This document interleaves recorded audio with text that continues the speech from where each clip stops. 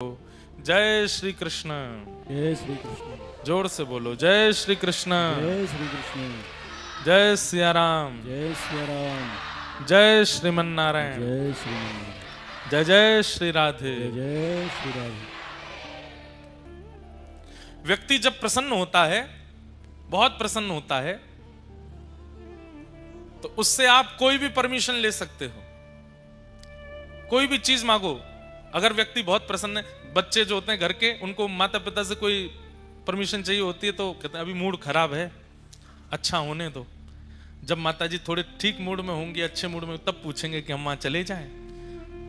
अच्छे प्रहलाद, अच्छे आनंद का व्यक्ति, अच्छे आह्लाद का व्यक्ति, प्रसन्नता में व्यक्ति सब कुछ देने को तैयार हो जाता है। इसलिए हमारी किशोरी जी कैसी हैं? सहज स्वभाव पर्यो नवल किशोरी जुको, सहज स्वभाव पर्यो नवन किशोरी जुको, मृदुता दयालुता कृपालुता की राशि है।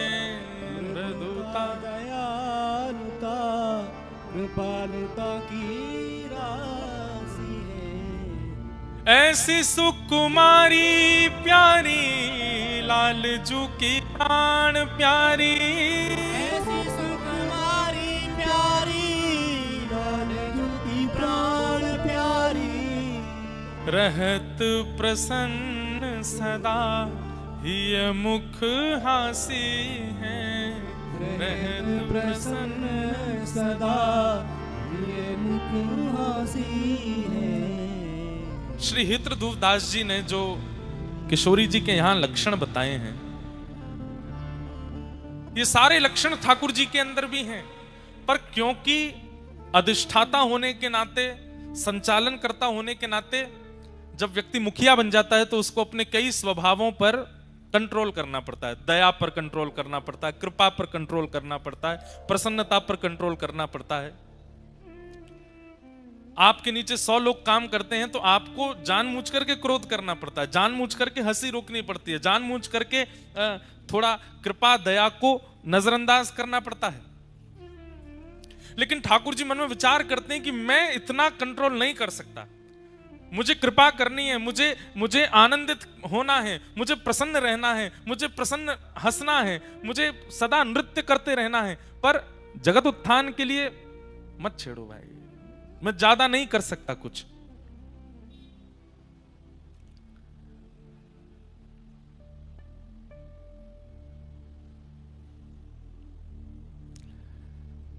तब ठाकुर जी ने मन में विचार किया कि एक ऐसा स्वरूप प्रकट हो जहां ये कोई भी प्रतिबंध ना हो, कृपा पर प्रतिबंध नहीं, दया पर प्रतिबंध नहीं, आनंद में प्रतिबंध नहीं, प्रसन्नता में प्रतिबंध नहीं, नित्य विलास में प्रतिबंध नहीं।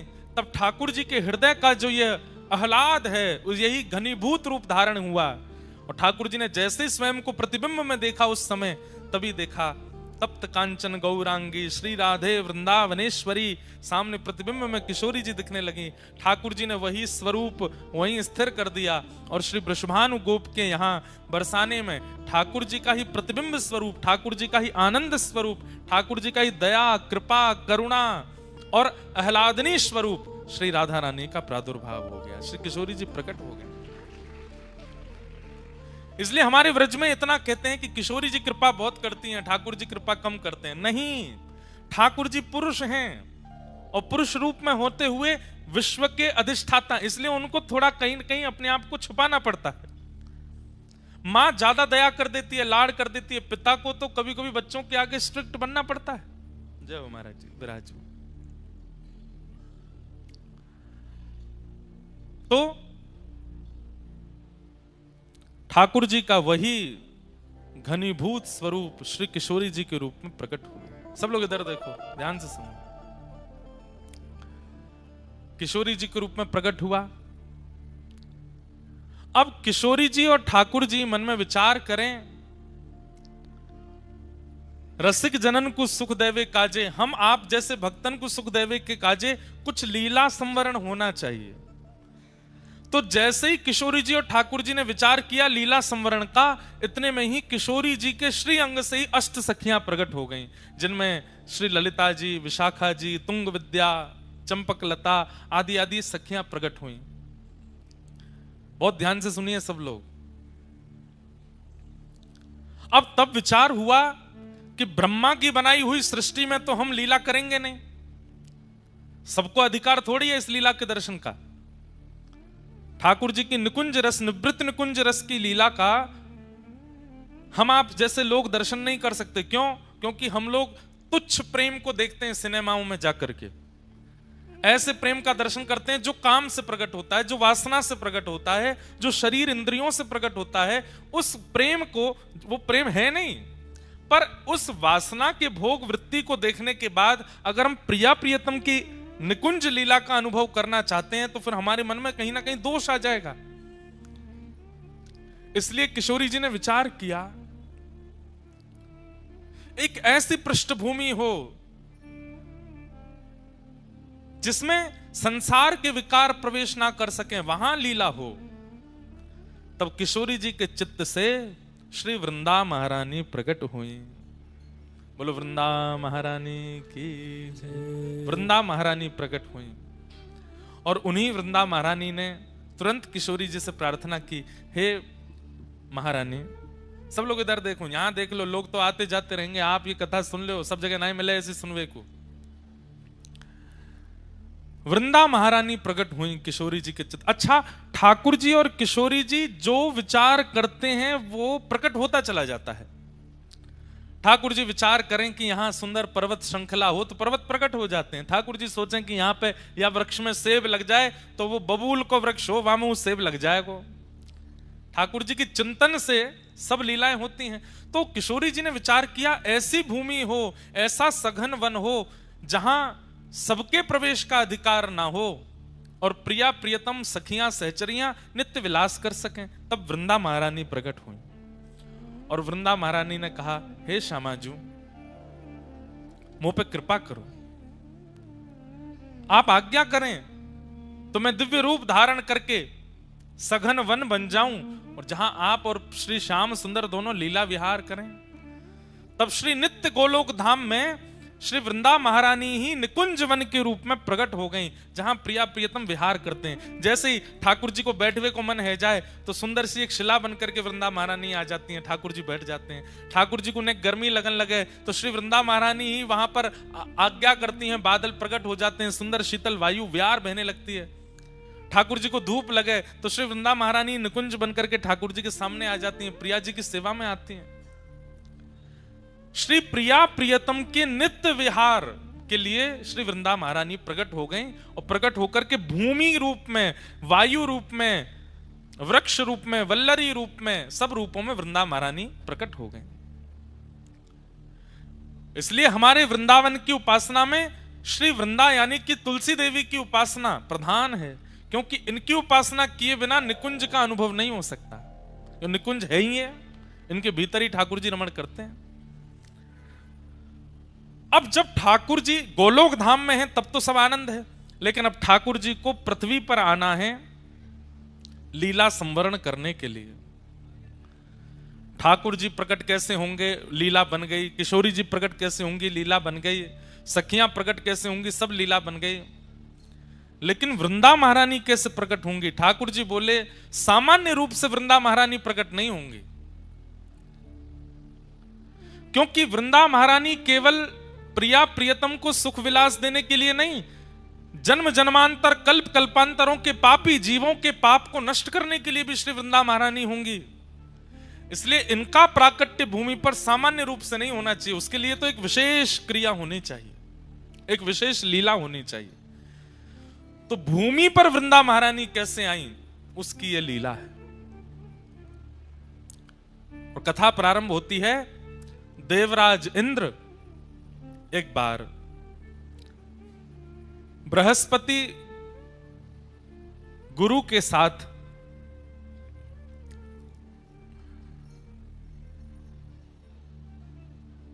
महादेव के दर्शन के लिए प्रस्थान करते हैं। देवादिदेव महादेव के दर्शन के लिए इंद्र जा रहे हैं और तभी महादेव ने मन में विचार किया कि हमारे दर्शन के लिए देवराज इंद्र आ रहा है, गुरु बृहस्पति के साथ आ रहा है, इसकी परीक्षा लेनी चाहिए, यह हमारे दर्शन का अधिकारी है कि नहीं। और उसी परीक्षा के रूप में महादेव ने शिव गण का रूप धारण किया और बीच मार्ग में आकर के इंद्र की परीक्षा लेने लगे, रोक लिया मार्ग। देवराज हैं इंद्र, तो जा रहे हैं गुमान में कि हम तो देवताओं के राजा हैं, हमको कौन रोकेगा। तभी शिवगण के रूप में स्वयं शिवजी ही आए और आकर के मार्ग रोक दिया। बोले कहां जा रहे हैं, कौन हैं आप अपना परिचय दीजिए। तो कई बार ऐसा होता है बंधुओं, बड़े लोगों से पूछ लें, बहुत प्रसिद्ध लोगों से अगर पूछ लेते हैं ना कि आप कौन हो, तो उनको बड़ी अपनी तौहीन लगती है। प्रसिद्ध लोगों को ऐसा लगता है कि हमसे ये क्यों पूछा कि हम कौन हैं। इसलिए प्रसिद्ध लोग अपने आसपास 15-20 लोग भी रखते हैं, वो तुम बता देना कौन है हम, हमको नहीं बताना पड़े अपना परिचय। बंधुओं, कभी आपसे कोई पूछ ले आप कौन हो, तो आप कैसे परिचय दो। दासानुदास, ठाकुर जी की कृपा अभिलाषी, श्री प्रिया जी की कृपा की किंकरी पाना चाहते हैं, उनके दासों के चरणों के, उनके दासों के दासों के दास हैं, हम अमुक शहर से हैं, हमारा अमुक नाम है, ऐसा करके बता देना चाहिए। नाम वाम बहुत देर में बताना चाहिए। स्वयं का स्पष्ट परिचय नहीं देना चाहिए, और दें भी तो उसमें अत्यंत दैन्य के साथ देना चाहिए। दैन्य मतलब बहुत झुक करके, बहुत दीन बन करके अपना परिचय देना चाहिए। हम वो बात अलग है कि अब आप अमेरिका जा रहे हो, एम्बेसी में पूछ लिया जाए व्हाट्स योर नेम, अब आप वहां कहो दासानुदास कृपानु आदि आदि तो वहां तो स्थिति के अनुसार कोई राह चलता व्यक्ति पूछ ले, बस में बगल में बैठा व्यक्ति पूछ ले, फ्लाइट का व्यक्ति पूछ ले, ट्रेन में कोई पूछ ले, किसी नगर का कोई व्यक्ति पूछ ले, तो क्या अपना परिचय दो। बोले हम तो किशोरी जी के दास हैं।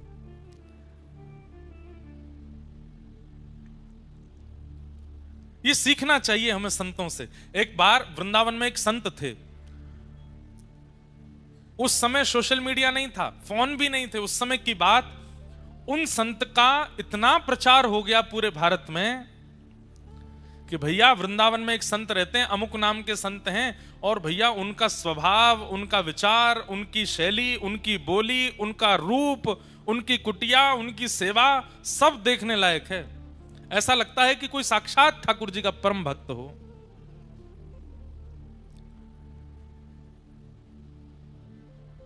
चित्रकूट में एक महात्मा को उनका यश सुनाई दे गया। ध्यान से सुनिएगा। उस समय सोशल मीडिया आदि थे नहीं, गाड़ी बस भी नहीं थी, तांगे चलते थे, और दूर दूर से लोग बहुत मुश्किल से वृंदावन आ पाते थे। तो चित्रकूट में किसी संत ने उनकी जब महिमा सुनी, तो उन्होंने मन में सोचा कि भाई प्राण कब तक तन में रहेंगे, उससे पहले वृंदावन जाके इन महापुरुष का दर्शन कर लेना चाहिए। चित्रकूट से निकले, महीनों चल करके वृंदावन आए। वृंदावन जैसे ही पहुंचे, बिहारी जी के दर्शन की, राधा रमण जी की, राधा वल्लभ जी के दर्शन की इच्छा बाद में थी, पहले उन महात्मा को देखना है, उनके दर्शन करने हैं। संभवतः हरे राम बाबा नाम था उनका, जो वृंदावन के महात्मा थे। तो जगह जगह पूछ रहे थे, भैया वो महात्मा जी कहां रहते। अच्छा, वो परिक्रमा मार्ग में चले जाओ, सीधे जाएंगे तो पानी घाट के बाद में यमुना जी के तट पे ही बाबा की कुटिया है। बोला अच्छा। चलते गए, अब पानी घाट पहुंच गए, तो पानी घाट पर जाके पूछा, भैया वो बाबा की कुटिया कहाँ है, बाबा की कुटिया कहाँ है। पूछते पूछते एक महात्मा मिले उनको। उन महात्मा से उन्होंने पूछा, सब लोग इधर देखो, ध्यान से सुनो। बोले भैया वो वृंदावन के एक महात्मा, उनकी कुटिया कहाँ है। तो वृंदावन के वो महात्मा बोले, अच्छा उन बाबा के दर्शन करने। बोले हाँ, मैं अभी थोड़ी देर में वहीं जाने वाला हूं, उनके पास ही, आप चाहो तो मेरे साथ चल देना। बोले हाँ भैया, हम तो वैसे भी अपरिचित होंगे तो हमसे तो मिलेंगे भी नहीं, आपका परिचय होगा तो आपके माध्यम से हम मिल लेंगे। तो चित्रकूट के उन महात्मा को एक वृंदावन के महात्मा अपनी कुटिया में ले गए और ले जाके बोले, आप इतनी दूर से चल के आए, कुछ पाया नहीं होगा, भोजन कर लीजिए। हाँ भैया, थोड़ा सा कुछ पवा दो। तो बढ़िया सुंदर टिक्कर बनाए अपने हाथों से, और टिक्कर बना करके सब्जी दाल रोटी जो भी थी सब उनको पवाया। प्रसाद पाने के बाद वो चित्रकूट वाले महात्मा बोले, भैया अब हमारा पेट भर गया, अब चलें महात्मा के दर्शन कर लें। बोले, अभी तो आपने इतना प्रसाद पाया है, थक गए होंगे, थोड़े पौड़ जाओ, आपके हाथ पैर दबा दूं। अरे नहीं नहीं, हमको नहीं पौड़ना, हमको तो उनके दर्शन करने। अरे 10-15 मिनट ने पौड़ जाओ। पौड़ जाओ मतलब न लेट जाओ। जबरदस्ती वो चित्रकूट के महात्मा को लिटा दिया। अब उनके पैर दबाने लगे, पैरों में घी की मालिश करें, कभी उनको पंखा जलें, उनके शरीर पर इत्र लगावें, हाथ दबावें, कमर दबावें, कोठा दबावें। वो चित्रकूट के महात्मा तो इतने आनंद में आ गए, सो गए। 20-25 मिनट आधा घंटा के लिए नींद लग गई। जब आंख खुली तो कोई और महात्मा वहां खड़े थे, वो नहीं थे जो पहले से वहां थे, तो कोई और महात्मा वहां खड़े थे। तो खड़े हुए, अरे भैया वो कहां है बाबा जिनकी कुटिया है? बोले वो ठाकुर जी की सेवा में गए अंदर। अरे भैया हमको इतना पवा दिया, फिर सुला दिया, हम तो चित्रकूट से आए थे हरिराम बाबा का दर्शन करने के लिए, सुबह से व्याकुल, पर ये महात्मा जी देखो इतना बढ़िया प्रसाद पवाया, जबरदस्ती सुबह के मेरे हाथ पांव ऐसे बढ़िया दबाए कि मैं सो ही गया। तो दूसरा महात्मा हंसने लगा, बोले आप जिनकी कुटिया में बैठे हैं और जिनके हाथ से प्रसाद पाए, जिनके हाथ से सेवा कराएं, यही हरिराम बाबा हैं। ये इतनी देर से जो आपकी सेवा कर रहे हैं, ये वही महात्मा है जिनके दर्शन को आप आए हो। तो चित्रकूट के महात्मा इतने व्याकुल हो गए, चरणों में गिर गए। बोले बाबा हमने आपसे पूछा हरिराम बाबा के यहाँ जाना है, तो आप बोले कि हम भी वहीं जाएंगे, आ जाओ कुटिया में चलो। क्यों किया आपने ये सब? बोले मैं उसी समय बता देता कि मैं ही हरिराम बाबा हूं, तो पता लगने के बाद अब आप मेरे चरणों में हो। पता लगने से पहले मैं आपके चरणों में था, आपके चरण दबाने का, आपको प्रसाद पवाने का, आपकी सेवा करने का ये अवसर मुझे कैसे मिलता? इसलिए मैंने अपना परिचय नहीं दिया। चित्रकूट के महात्मा बोले, जितना मैंने सुना था, जैसा मैंने अनुभव किया था, वो प्रैक्टिकली मैंने देख लिया कि आप कितने ऊंचे महात्मा, आपकी स्थिति क्या। तो वैष्णव भक्त की क्रिया, भक्त का व्यवहार, स्वभाव उसका परिचय दे देता है कि वो कैसा वैष्णव है। सामान्य संसार की तरह आपका व्यवहार है तो आप कोई वैष्णव नहीं हो। आपके व्यवहार में कुछ अलग होगा, आपकी बातों में कुछ नवीनता होगी, आपके विचारों में कुछ नवीनता होगी, आपकी चाल ढाल उठना बैठना सब नवीन होगा, कुछ हटके होगा, और उन सब में विशेष प्रधानता दैन्यता की होगी, ऐश्वर्य की नहीं। ऐश्वर्य की प्रधानता संसारी जीव में होती है, पर दैन्यता की प्रधानता भक्त जीव में होती है। उसके दीनता दिखेगी आपको उसके व्यवहार में। तो इंद्र जा रहा है महादेव के दर्शन के लिए, बीच रास्ते में महादेव शिवगण बनकर के आ गए परीक्षा लेने के लिए, और परीक्षा में इंद्र गुमान में भरा हुआ है, अपने छाती तान के खड़ा है। शिवगण ने पूछा, शिवगण तो नहीं थे, शिवजी थे, वो तुम कौन हो? तो इंद्र बोला, मुझे नहीं जानते तुम? बोले हम तो नहीं जानते। ऐसा है, सुनो, मेरे आंखों के आगे से चले जाओ और तप करो, तप करके कोई देवता प्रकट हो तो उससे पूछ लेना मैं कौन हूं, मैं अपना परिचय दूंगा तुमको। शिवगण बोले, ऐसे कौन हो तुम भैया जिसके लिए हमको तप करना पड़ेगा? बोले वही तो, तप करके पता चलेगा कि मैं कौन हूं। अब सुनो, मेरा समय बर्बाद मत करो, सामने से हटो। यहां इंद्र जिद करने लगा आगे बढ़ने की। शिवगण बोले, जब तक परिचय नहीं दोगे आगे नहीं जाने दूंगा। इंद्र बोला, मुझे भी सौगंध है अपने स्वर्ग की कि मैं परिचय नहीं दूंगा अपना। शिवगण बोले, मुझे भी अपने गणत्व की सौगंध है, मैं तुझे आगे नहीं जाने दूंगा जब तक तू बताएगा नहीं। बस यही कहा सुनी हो गई। जैसे ही इंद्र ने अपना अस्त्र निकाला और अस्त्र निकाल करके जैसे ही शिवगण के ऊपर प्रहार करने लगा, शिवगण तो अंतर ध्यान हो गया, साक्षात देवादिदेव क्रोध में प्रकट हो गए सामने। तीसरा नेत्र तमतमाने लगा, खुलने के लिए तैयार। इंद्र के हाथ पांव कांपे, ये क्या हुआ है? ये शिवगण के रूप में साक्षात शिवजी आए थे। चरणों में दंडवत हो गया। शंकर जी बोले, तुझे जीवित नहीं छोड़ूंगा मैं। इतना अभिमान अपनी पदवी का? अरे तू मेरे दर्शन क्या करेगा? तू मेरे गणों से ऐसा व्यवहार कर रहा है, तू मेरे दर्शन का अधिकारी है।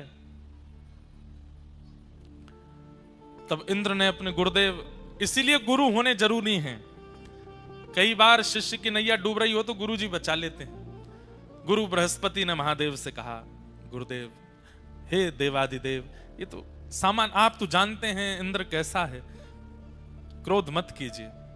33 कोटि देवताओं के ऊपर इसका राज है, अगर इसे कुछ हो गया तो फिर स्वर्ग देव राजा विहीन हो जाएगा, दैत्य चढ़ाई कर देंगे। हे महादेव, आप कृपा करो। तो महादेव का श्वास थोड़ी सी कम पड़ी और जैसे तैसे करके बोले, गुरु की वजह से बच रहा है तू, नहीं तो आज तेरे प्राण पखेरु उड़ जाते। बृहस्पति बोले, आप बस शांत हो जाओ, आप कुछ कहो मत। महादेव बोले कि अब मैं तो कुछ नहीं कहूंगा, लेकिन जो मेरे अंदर क्रोध प्रकट हो गया है वो बिना निकले मानेगा नहीं, उसे कहां भेजूं? बोले, महाराज पृथ्वी में भेज देंगे तो प्रलय आ जाएगा, आकाश में डाल देंगे तो आकाश का भेदन हो जाएगा, लोक सब नष्ट हो जाएंगे। अथाह स्वरूप समुद्र का है, आप समुद्र में अपने क्रोध को विसर्जित कर दीजिए। तब महादेव ने अपना तीसरा नेत्र खोल करके उस प्रकट क्रोध को समुद्र में विलीन किया। समुद्र भी उस क्रोध के तेज को सह नहीं पा रहा था। भूचाल आ रहे थे, ज्वार भाटा आ रहा था, उष्ण हो गया समुद्र का जल। तब समुद्र ने भी प्रार्थना की, बोले महादेव, आपके क्रोध को हम भी सहन नहीं कर पा रहे हैं, अब क्या करें इसका? तो बोले, इसको फिर किसी एक रूप में प्रकट करके पृथ्वी पर इसको भेज दो। तब महादेव का वह क्रोध जो समुद्र भी सहन नहीं कर पाया, उसी ने एक रूप धारण किया और समुद्र से उसका प्रादुर्भाव हुआ, वही हुआ जलंधर। जलंधर इतना खतरनाक था कि महाराज देवता दैत्य सब थरथर कांपते थे उससे। महादेव का क्रोध है। जलंधर का विवाह हुआ वृंदा नाम की कन्या से। जलंधर वैसे ही इतना शक्तिशाली था, लेकिन वृंदा जैसी पतिव्रता पत्नी प्राप्त होने के कारण जलंधर का तेज, जलंधर का ऐश्वर्य, जलंधर का साम्राज्य और ज्यादा प्रगाढ़ होता चला गया। पतिव्रता नारी है वृंदा, अपने पति को परमेश्वर मानती है और उसके पातिव्रत के कारण जलंधर का जो बल है वो वैसे ही इतना बलवान था, लेकिन पत्नी के पातिव्रत के कारण वो और बलवान हो गया। इसलिए संसार में सबसे बड़ा व्रत यदि कोई है तो वो पातिव्रत है, पत्नी व्रत, पतिव्रत।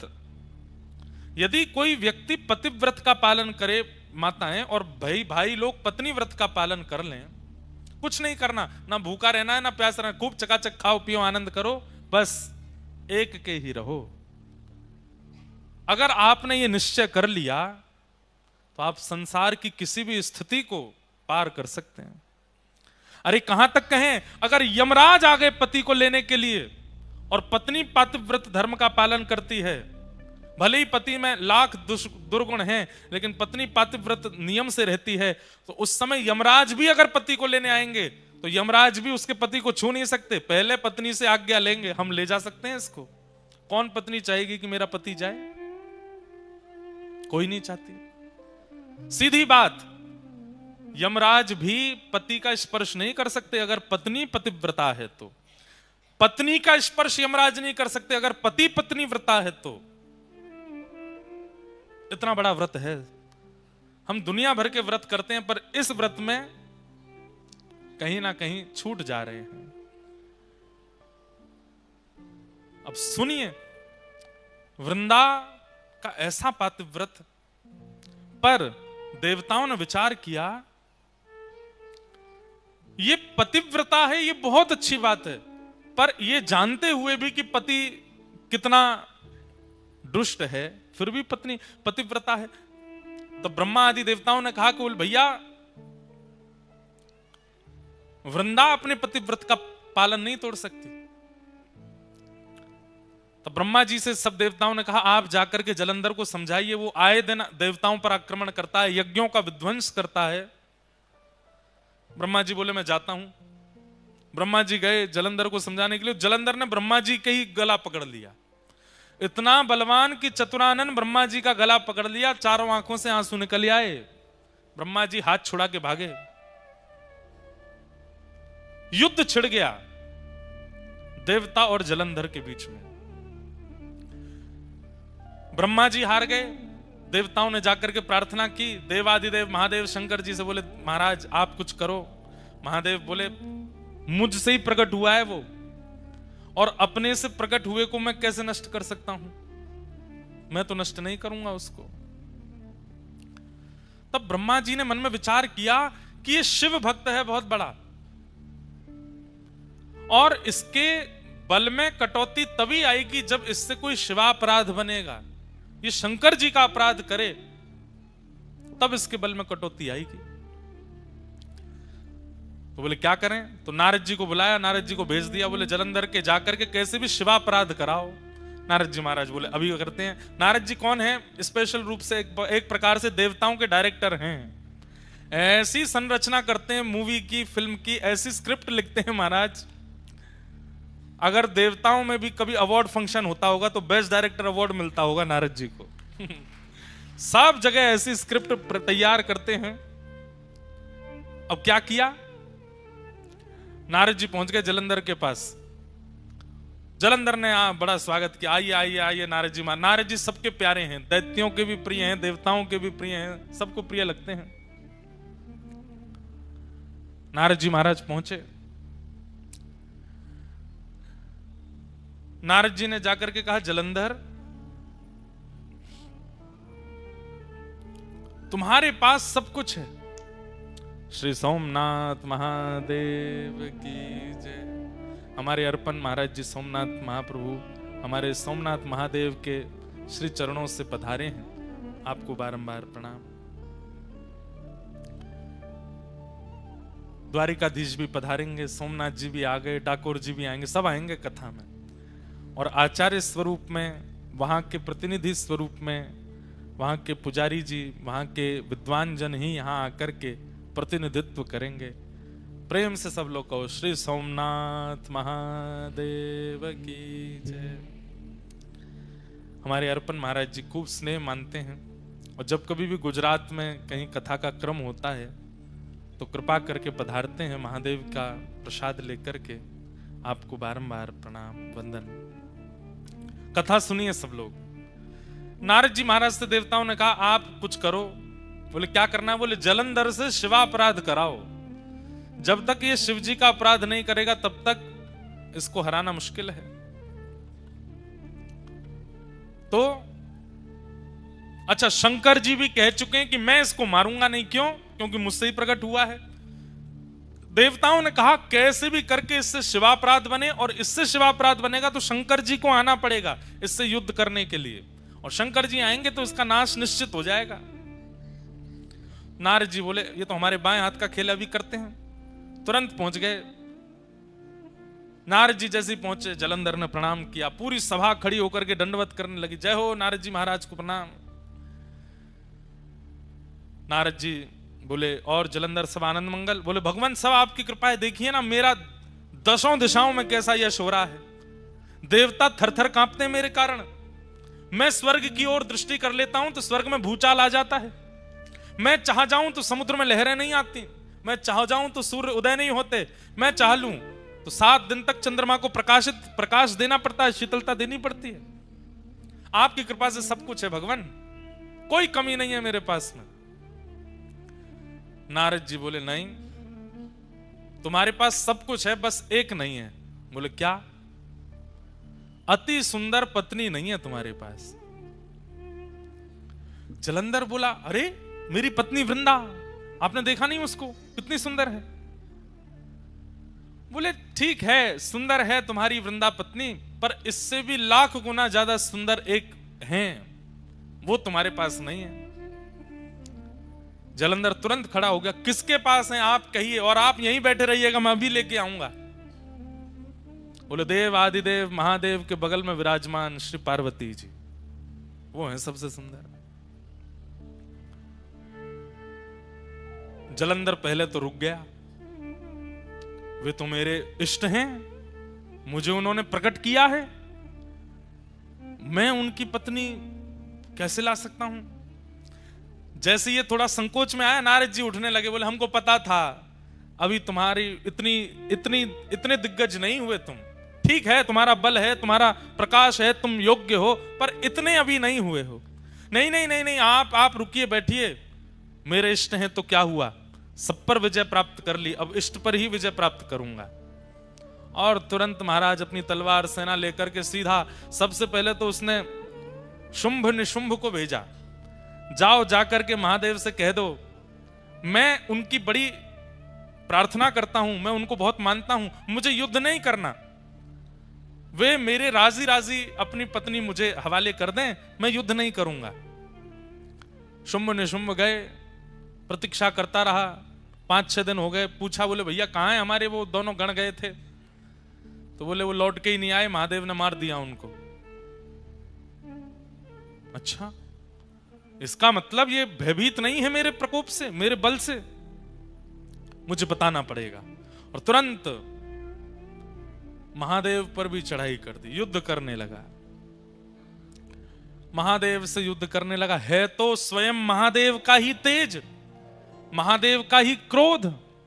अब यहां महादेव के अंदर भी क्रोध है, और वह क्रोध किससे लड़ रहा है? अपने ही उतने ही बलशाली क्रोध से लड़ रहा है।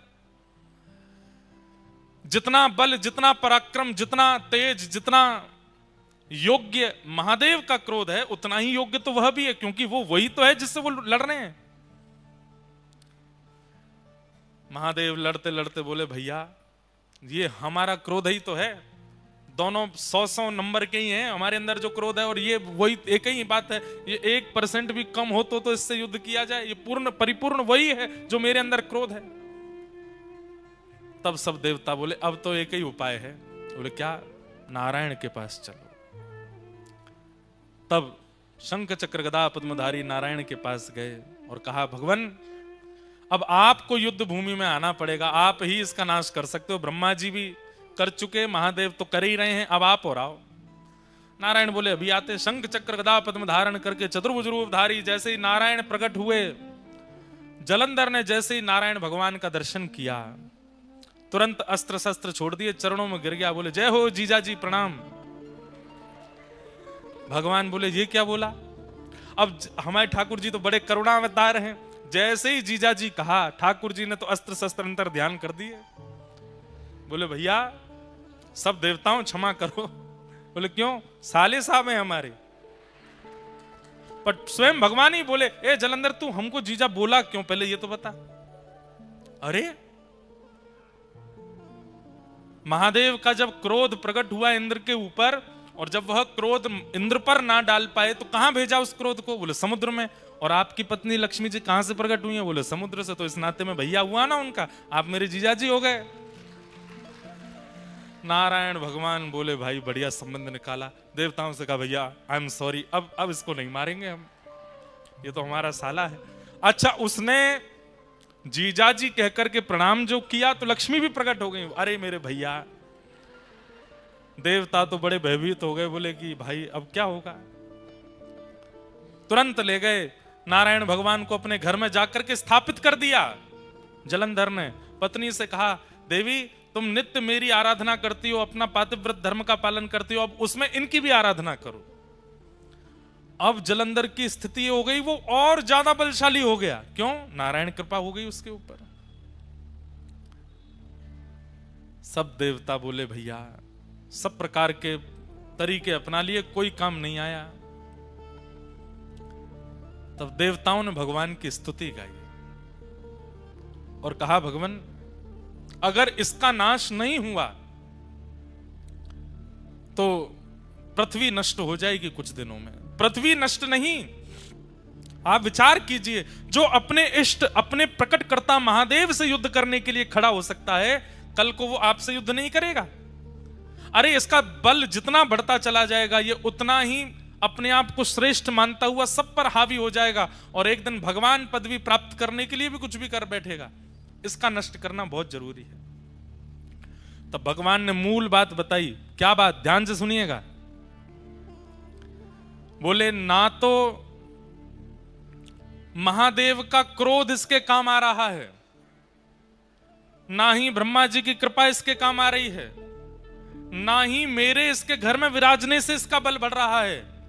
इसके बल का मूल स्रोत है इसकी पत्नी का पातिव्रत। देवताओं को भगवान ने समझा दिया। बोले कितना बड़ा व्रत है पातिव्रत। एक पत्नी यदि पतिव्रता हो जाती है तो तीनों देव लग जाते हैं उसको हराने में, लेकिन उस व्यक्ति का बाल बांका नहीं कर पाते। ये पातिव्रत का बल है, और इसका पातिव्रत जब तक नष्ट नहीं होगा तब तक इसका कुछ नहीं बिगाड़ पाएंगे। पातिव्रत नष्ट नहीं करना है, पर अगर व्रत से किसी गलत व्यक्ति का बल बढ़ रहा है तो उस व्रत को समाप्त करना पड़ता है। क्या करें? तो भगवान बोले अब हमको वृंदा को उसके पातिव्रत का फल देना है। और पातिव्रत का फल क्या है कि पति रूप में साक्षात ठाकुर जी प्राप्त हो जाएं। ये पातिव्रत का फल है। और पातिव्रत के फल के रूप में जलंधर का रूप धारण करके स्वयं श्रीमन नारायण वृंदा के समीप आ गए।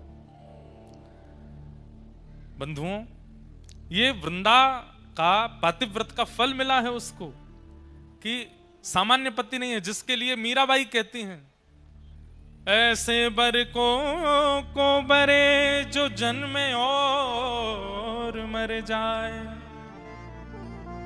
बलहारी श्री गोपाल जी, बर बर श्री गोपाल जी, जसो चुड़ लो मैं हुए जाए। श्री गोपाल जी पति बन करके आ जाएं, ये तो मीराबाई की इच्छा है।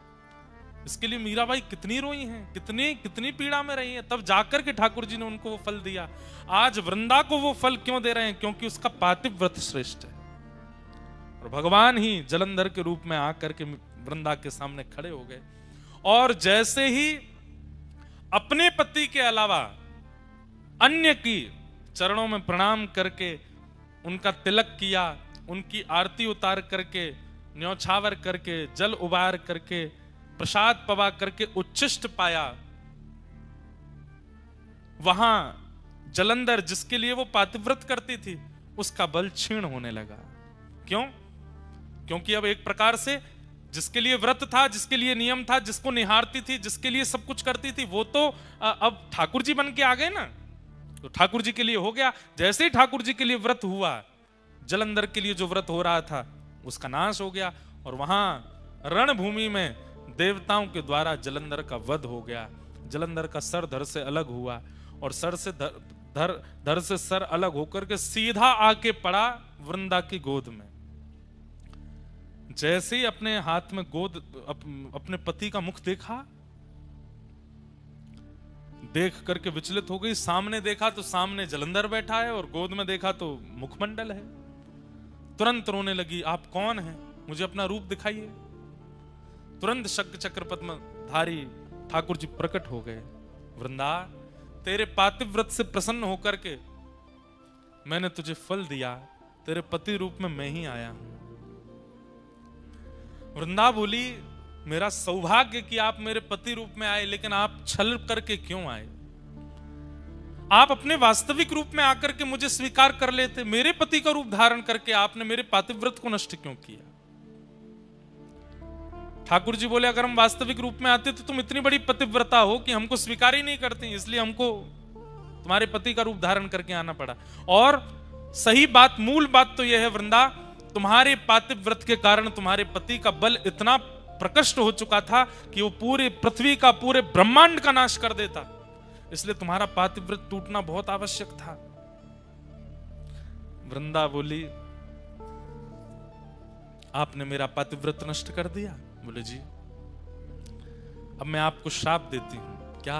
या आप पत्थर बन जाओ, आप एक शिला का रूप धारण कर लो। भगवान बोले, तब भी हम तुम्हें तो नहीं छोड़ेंगे, तुम भी एक तुलसी का पौधा बन जाओ।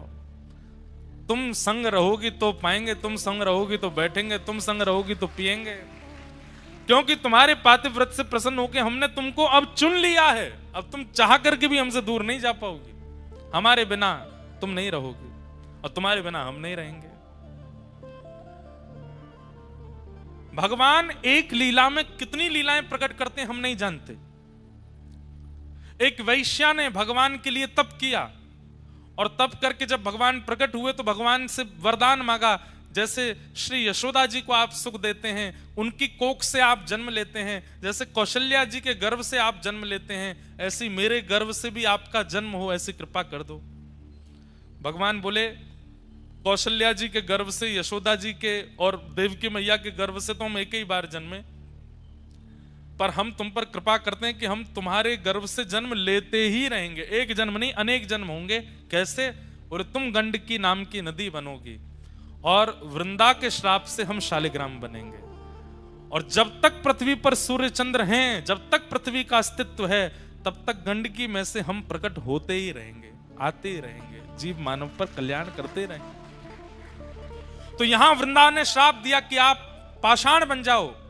सब घबरा गए। ठाकुर जी बोले बिल्कुल चिंता मत करो, ये भैया सब हमारी लीला ही है, ये पाषाण का श्राप देगी तभी उस वैश्या के वरदान को हम पूर्ण कर पाएंगे। वो नदी बन करके गंडकी आ गई, अब हम जा रहे हैं, हम शालिग्राम बन के आएंगे, लेकिन हमारी भी शर्त है। क्या?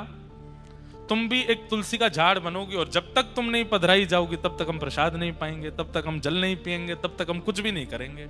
अरे आसन पर भी जब तुम रखी जाओगी तो ही बैठेंगे, तो नहीं बैठेंगे। एक क्षण के लिए भी तुलसी शालिग्राम जी से दूर नहीं होती। ये भगवान ने वरदान दिया। एक राक्षस ने भी भगवान की तपस्या की, तपस्या करके ठाकुर जी से मांगा। भगवान जब प्रकट हो गए, वरदान मांगो, क्या चाहिए? राक्षस बोला प्रसन्न हासा रुड़लो चलो लसत। जब आप ठाकुर जी मुस्कुराते हैं तो आपके गाल बड़े प्यारे लगते हैं मुझको। राक्षस मांग रहा है। भगवान बोले तो वरदान तो मांगो, क्या चाहिए? बोले कि प्रभु मैंने बहुत कुछ खाया अपने जीवन में, बड़े बड़े जीव खा लिए, बड़े बड़े जंतु खाए, मानव भी खाए, देवता दैत्य भी खाए, अब आपको खाने का मन कर रहा है। भगवान बोले तू मुझे खाने के लिए तपस्या कर रहा था? बोले हाँ, मुझे पता चला कि आप मिलते नहीं हो, आप तभी प्रकट होते जब आप कोई तप करता है, तो मैंने इसीलिए तप किया 1000 वर्ष तक कि आप प्रकट हो जाए तो मैं वरदान में आपको खाने के लिए मांगूं। भगवान बोले वाह भैया, कैसे खाओगे? बोले आ जाओ मेरे पास, आपको लेकर के खाना शुरू करूं। आपके गाल पहले खाऊंगा, आपके हाथ फिर खाऊंगा, फिर चरण खाऊंगा। ठाकुर जी बोले भैया देखो, इस रूप में तो संभव नहीं है, तुम अगर हमारे पास आए भी तो इतनी योगनियां, इतनी शक्तियां चारों तरफ हमारे रहती हैं कि तुम जल करके नष्ट हो जाओगे। तुम्हारी इच्छा पूरी करेंगे। बोले क्या? कालांतर में तुम एक कीड़ा बनकर के गंडकी नदी में जाओगे, और जब हम वहां शालिग्राम बनकर के आया करेंगे तुम हमें ही खाया करोगे, उसी से ही हमारे अंदर रूप प्रकट होने लग जाएंगे, तुम्हारी इच्छा पूरी हो जाए, खूब खाना, झिक करके खाना। तो गंडकी में, शालिग्राम जी में कभी कभी आकृतियां प्रकट हो जाती हैं। वो आकृतियां उस राक्षस को ही शाप दिया भगवान ने खाने का। वो खाता है ठाकुर जी को। हमारे ब्रज में तो एक पद गाते हैं, पद गाते हैं मतलब उस भाव से गाते हैं होली में, खा जाऊं तेरो गाल बड़ो मीठो, खा जाऊं तेरो, हारे खा जाऊं तेरो, हम्बे खा जाऊं तेरो। जब ठाकुर जी गाल में लाल लाल गुलाल लगा करके आते हैं तब गोपियां गाती हैं, लाला इतनो चोखो लग रहा है, ऐसा मन कर रहा तेरो गाल खा जाएं। ये प्रेम के भाव में, जैसे छोटे बालक होते हैं गदमदराज से, उनको देख के मन होता है, मन ऐसा करे या खा जाए, या के हाथन ने खा जाए, पामन ने खा जाए, इतना बढ़िया। ऐसे ठाकुर जी के लिए तो एक राक्षस ने मांगा कि मैं आपको खाऊं, तो ठाकुर जी उसके लिए शालिग्राम बन गए। बोले खाना। तो कितनों की इच्छा पूर्ति एक श्राप से हुई। वृंदा ने श्राप दिया कि आप पाषाण बन जाओ। भगवान बोले ठीक है। एक वैश्या ने वरदान मांगा था तो उसके गर्भ से हम जन्मेंगे, वो गंडकी बनेगी और हम शालिग्राम। एक राक्षस ने मांगा था कि वो खाना चाहता है, तो वो भी पेंडिंग बैठा है, कब उसको वरदान पूरा करें। शालिग्राम रूप को ही खाया करेगा वो। लेकिन वृंदा देवी तुम हमसे दूर नहीं रह पाओगे। अच्छा, ये तो केवल एक कथा थी, पर वास्तविकता भूमंडल पर वृंदा को प्रकट करने के लिए कोई चाहिए। जैसे राम जी को आने के लिए दशरथ और कौशल्या चाहिए, ठाकुर जी को आने के लिए देवकी वसुदेव चाहिए। विश्व का कल्याण करने वाली बंधुओं, दो ऐसे रत्न हैं हमारी पृथ्वी पर, इन रत्नों का नित्य आश्रय लेने वाला व्यक्ति कभी यमलोक के दर्शन नहीं करता। उसमें पहला श्री गौ माता और दूसरी वृंदा देवी तुलसी महारानी। इनका नित्य दर्शन करने वाले को कभी यमलोक का दर्शन नहीं होता। तो वृंदा तो ठाकुर जी की ही हैं। अभी सुनिएगा कथा। वो तो आना चाहती है पृथ्वी पर, श्री कृष्ण आएंगे तो लीला के लिए वृंदा को प्रकट होना है, पर वृंदा ऐसे सामान्य रूप से प्रकट नहीं होगी, उसके लिए पृष्ठभूमि चाहिए। ऐसे कोई कौशल्या जैसी, कोई देवकी जैसी, कोई यशोदा जैसी मां चाहिए। तो भगवान ने जलंधर की पत्नी वृंदा को माध्यम बनाया। क्यों? श्राप देने के बाद में वृंदा ने प्रण लिया कि मैं अब अपने पंच भौतिक देह को नष्ट कर दूंगी। और जैसे ही वृंदा ने अपने शरीर को जलाकर के भस्म बनाया, भस्म जैसे ही बनी, ठाकुर जी ने गोलोक धाम की ओर देखा और श्री गोलोक धाम से श्री वृंदा देवी की मंजरियों को लाया गया और भगवान ने कहा अब पृथ्वी पर सबसे शुद्ध तुलसी के प्राकट्य होने की अगर कोई पृष्ठभूमि है, कोई मिट्टी है, कोई रज है, तो वो वृंदा, पातिव्रती वृंदा की ये शरीर की जो भस्म है ये है। इसमें इन मंजरियों को बो दो।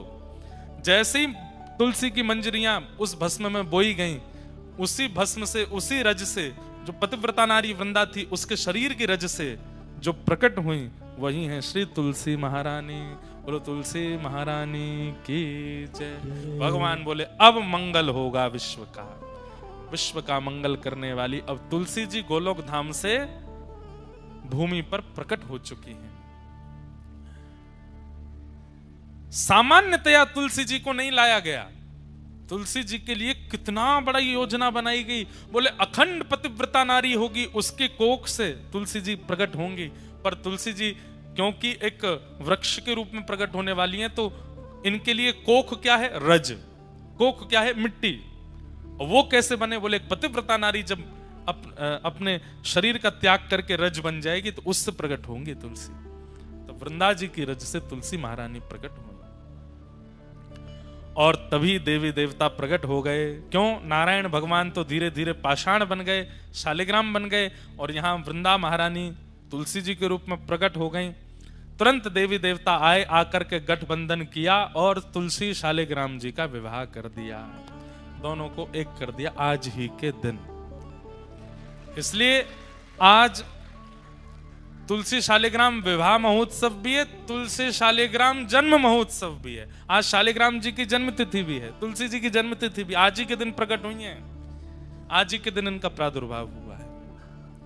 ऐसी वृंदा महारानी तुलसी महारानी को हम बारंबार प्रणाम करते हैं, शालिग्राम प्रभु को हम बारंबार वंदन करते हैं। बंधुओं, हमारे कई शास्त्रों के अनुसार माताएं शालिग्राम जी की पूजा नहीं करती, पर माताओं को विशेष रूप से तुलसी जी की पूजा करने का अधिकार है। भाई लोग शालिग्राम जी की पूजा करें और माताएं तुलसी जी की आराधना करें। शालिग्राम जी से भी अधिक फल मिलता है तुलसी जी की पूजा करने से। कहते हैं जिस घर में तुलसी जी विराजमान होती हैं उस घर में कभी यमराज नहीं जाते। जिस घर में तुलसी जी की आराधना होती है विधिवत रूप से, उस घर में पितरों को तर्पण आदि किया जाता है, पितरों का पिंडदान आदि किया जाता है। पर वास्तविकता में जिस घर में तुलसी हरी भरी खूब मात्रा में विराजमान होती हैं, उस घर के पितृ मुक्त हो ही जाते हैं। जिस घर में चंदन घिसने के बाद में तुलसी जी को थोड़ा सा, तुलसी जी की जो काष्ठ होता है या तुलसी जी का पत्र घिस करके चंदन में अगर मिला दिया जाए थोड़ा सा, और उसको ठाकुर जी को निवेदित किया जाए, फिर ठाकुर जी को निवेदित करने के बाद अपने अंग पर लगाया जाए, तो जन्म से लेकर के तुलसी अंकित चंदन लगाने तक, उस दिन तक जितने पाप बने सब नष्ट हो जाते हैं तुलसी जी का चंदन लगाने से। तुलसी जी के जो काष्ठ हैं, तुलसी जी की जो लकड़ी होती है, हमने परम पूजनीय प्रातः स्मरणीय श्री मलुकपीठ वाले महाराज जी को देखा। इतनी बड़ी तुलसी जी की काष्ठ एक रहती है उनके पास, उसमें नित्य अग्नि प्रज्वलित करते हैं और उस तुलसी जी के काष्ठ की अग्नि से 1000 दिए जलाते हैं महाराज जी। नित्य संध्या में शाम को। तो हमने महाराज जी से पूछा, मैंने महाराज जी इसका क्या फल है? तो महाराज जी बोले तुलसी जी के काष्ठ से एक दिया प्रज्वलित करने से 1000 दिए प्रज्वलित करने का फल मिलता है। दिए प्रकट करते ही ठाकुर जी को जब अर्पित किए जाए, ठाकुर जी बड़े प्रसन्न हो जाते हैं। पर तुलसी जी के काष्ठ से जब दिया जलाया जाता है तो एक दिया जलाने के 1000 दिया जलाने का फल, मतलब ठाकुर जी अत्यंत प्रसन्न हो जाते हैं। लेकिन महाराज जी 1000 दिए जलाते हैं नित्य एक तुलसी काष्ठ से, और इतने छोटे छोटे छोटे छोटे दिए 1000 दियों का एक इतना बड़ा बना लेते हैं, उसको प्रज्वलित करते हैं और फिर ठाकुर जी की आरती करते हैं। उससे ठाकुर जी इतने प्रसन्न होते हैं उससे। तो हरी भरी तुलसियों तब मत कुछ करना जब काष्ठ कहीं तुलसी जी के आसपास कहीं प्रकट हो जाए, टूट के अपने आप नीचे आ जाए, उसको संभाल के रख लीजिए। नित्य उस काष्ठ में थोड़ी अग्नि प्रज्वलित करो, उससे दिया जलाओ। दिया जलाने के बाद उस अग्नि को बुझा के उसकी रज अपने माथे से लगा के काष्ठ को रख दो। इतने प्रसन्न होते हैं ठाकुर जी उससे प्रकट दिए से आरती करने से। अभी तो कार्तिक का महीना, हमारे यहाँ तो तुलसी जी से ही आरती करते हैं वृंदावन में। ठाकुर जी बहुत प्रसन्न होते हैं। तुलसी जी जिस गमले में लगी हो उसकी रज, तुलसी जी की रज लेकर के कभी कभी आप तिलक धारण कर सकते हैं, और वह तिलक धारण करने से शरीर में अगर कोई बहुत गंभीर बीमारी, और सबसे बड़ी बीमारी तो भैया आजकल बुद्धि में आ जाती है, विचारों की बीमारी, नकारात्मक बीमारी, शक पैदा होने वाली बीमारी, और सही बात है गलत मार्ग पर चलने वाले विचार चित्त में आने लगते हैं। तुलसी जी की रज अपने माथे से लगाने से और माथे पर रज लगा के ठाकुर जी की आराधना करने से विचार शुद्ध होते हैं। बड़ी महिमा है तुलसी जी की। ऐसी तुलसी महारानी को हम बारंबार प्रणाम करते हैं। इस भाव से आज के दिन श्रीमन नारायण शालिग्राम रूप में प्रकट हुए और तुलसी जी के साथ में उनका विवाह। कभी आप लोग हनुमान चालीसा का पाठ करते हैं, अपनी गुरु परंपरा का पाठ करते हैं। अरे छोटे छोटे बच्चे अध्ययन भी करते हैं, अपनी पढ़ाई स्कूल की कर रहे हैं, तो तुलसी जी का गमला तो बहुत सामान्य, उठा करके अपने कक्ष में विराजमान कर लो पढ़ते समय, और अपने पास में तुलसी जी रख करके आप पढ़ना प्रारंभ कीजिए। जो पढ़ेंगे भूलेंगे नहीं। ये एग्जाम देने वाले बच्चों को एक हम युक्ति बता दे रहे हैं। तुलसी जी का गमला उसकी पहले, और ऐसे नहीं कि वैसे तो तुलसी जी को पूछते नहीं, एग्जाम वाले दिन ही ले गए उठा करके, बैठो तुलसी जी पास कराओ, नहीं। तुलसी जी की नित्य आराधना आज से ही शुरू कर दीजिए। आज्ञा लेकर के तुलसी जी के पत्र तोड़ने चाहिए। द्वादशी के दिन तुलसी जी के पत्र नहीं तोड़ने चाहिए।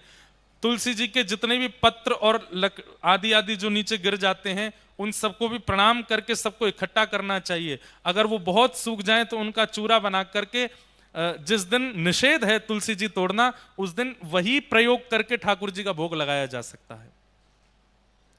और तुलसी जी की एक और महिमा, अगर तुलसी जी तोड़ नहीं सकते हैं, तुलसी जी का चयन नहीं कर सकते हैं, तो ठाकुर जी पर चढ़ी भई तुलसी उठाओ, उस पर नेक जल डालो, वही दोबारा भोग में अर्पित कर दो, वो पवित्र ही मानी जाती है। तुलसी जी की बनी कंठी माला कंठ में धारण करने वाले व्यक्ति के पीछे पीछे ठाकुर जी खिंचे चले जाते हैं। जहां जहां वो व्यक्ति जाता है ठाकुर जी कहते हैं मैं संगे ही रहता हूं। जो गले में कंठी माला पहनता है तुलसी जी के, जो तुलसी जी के मन के पर नाम जप करता है, भगवान कहते हैं कि उसके नाम जप से, मंत्र जप से मैं बहुत प्रसन्न रहता हूं। उसके नाम में, मंत्र में फिर आलस्य, दंभ आदि आदि जो विकार हैं ये आने बंद हो जाते हैं अगर वो तुलसी जी पर नाम उच्चारण करता है तो। और सीधी बात, आप अन्य किसी भी भाव में अगर नाम जप करते हैं तो ठाकुर जी को पता तो चल जाता है नाम जप कर रहा है, पर तुलसी जी पर जब नाम जप करते हैं तो ठाकुर जी थोड़ी पे हाथ धर के सुनते हैं आपके नाम जप को, आपके मंत्र को, आपके भाव को। ठाकुर जी को इतना प्रसन्न है। ऐसी तुलसी जी की महिमा है, उन्हें हम बारंबार वंदन करते हैं, बारंबार प्रणाम करते हैं। बोलो तुलसी महारानी की। माताओं से हमारी विनती कि वे तुलसी आराधन खूब भाव से करें, और भाई लोग श्री शालिग्राम भगवान की खूब मंगल सेवा करें। दंपति जब मिलकर के तुलसी शालिग्राम सेवा करते हैं, नियमित रूप से जैसे उसके नियम है उसी भाव से करते हैं, तो ऐसे दंपतियों में कभी विद्वेष, विद्रोह और विक्षोह नहीं होता। शालिग्राम जी और तुलसी मैया दोनों दंपतियों को समीप ही रखते हैं, कभी उनमें मन मुटाव आदि कभी प्रकट नहीं होता। इस प्रकार से आज के मंगल भाव को प्रणाम। श्रीमद् भागवत के प्रथम श्लोक में परम सत्य भगवान को वंदन किया, सत्यम परम धीमहि। वेदव्यास जी महाराज ने किसी देव भाव का नाम नहीं लिया, किसी एक देवी का नाम, देवता का नाम नहीं, सत्यम परम धीमहि। जो भी परम सत्य है मैं उसको वंदन करता हूं। एक प्रकार से यहां वेदव्यास जी की भावना देखी जाए तो महाराज वेदव्यास जी ऐसा आज्ञा कर रहे हैं कि केवल संप्रदाय में युक्त केवल हिंदू वैदिक सनातन धर्मावलंबी भागवत श्रवण कर सकते हैं, पालन कर सकते हैं, नहीं, सत्य को जो भी मानते हैं वो सब भागवत जी की कथा के श्रवण के अधिकारी हैं। और सत्य को कौन नहीं मानता, सब मानते हैं। सत्य की आराधना, सत्य का पूजन, सत्य का वंदन, सत्य का अवलोकन सब करते हैं। इसलिए जो भी सत्य का आराधन करता है वो भागवत के श्रवण का अधिकारी है, भागवत के पालन का अधिकारी। जैसे कॉलेज यूनिवर्सिटी में एक नियम है कि इतने % मार्क्स आएंगे तो ही आपको एडमिशन मिलता है, या फिर किसी कंपनी में आपको हायर तब किया जाता है जब आपकी इतनी कैपेबिलिटी हो। ठीक वैसे ही श्रीमद् भागवत का कृपा अधिकारी कौन है? भागवत किसको कैपेबल मानती हैं भगवत प्राप्ति के लिए? ध्यान से सुनिए, बोले जो भी सत्य को पूजता है, जो भी सत्य का अवलोकन करता है, सत्य को अपने जीवन में धारण करता है, उन सबको भगवत दर्शन करने का अधिकार है। अब संसार में मुझे आप बताइए कौन है ऐसा जो सत्य का अवलोकन नहीं करता? सब करते हैं। इसलिए मतलब भगवत दर्शन का अधिकार सबको है, सबको है। हम सब सत्य पर जीते हैं, सत्य के लिए जीते हैं, सत्य से हमारा जीवन है, इसलिए हम सब भागवत के अधिकारी हैं। ऐसे परम सत्य को हम बारंबार वंदन करते हैं। इसलिए व्यास जी ने सत्य की आराधना की, सत्य को वंदन किया, सबको बता दिया जो भी सत्य की आराधना करता है सब भागवत श्रवण करके अपने जीवन में भगवत दर्शन कर सकते हैं। पृथ्वी को सबसे ज्यादा भार किसका लगता है पता है आपको? कोई शरीर से स्थूल व्यक्ति है, वजन ज्यादा है, उस व्यक्ति का भार पृथ्वी को नहीं होता। असत्य संभाषण करने वाला, असत्य का मार्ग अपनाने वाला, असत्य बोलने वाला, असत्य आचरण करने वाला व्यक्ति जब चलता है पृथ्वी को बहुत भार लगता है। इसलिए अनेक रूपों में सत्य को जीवन में आचरण में लाइए। सत्य हरि को प्रिय है। कई लोग कहते हैं महाराज जी संसार इतना चतुर बन गया है कि कभी कभी अपनी रक्षा के लिए और संसार में निर्वहन करने के लिए झूठ का आश्रय लेना पड़ता है। हमारी एक बात बहुत ध्यान से सुनिए,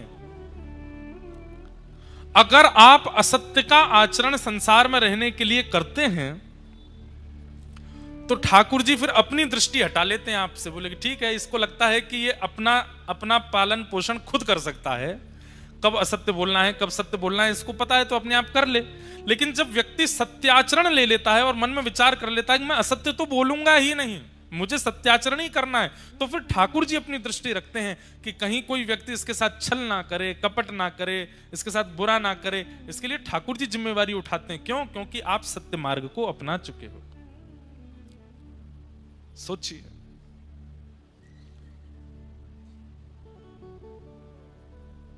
एक राजस्थान में एक भक्त हुए, उनका नाम था, अभी बताता हूं देख के। इतने भक्तों की कथा होती है कि कभी कभी निकल जाते हैं चित्त से।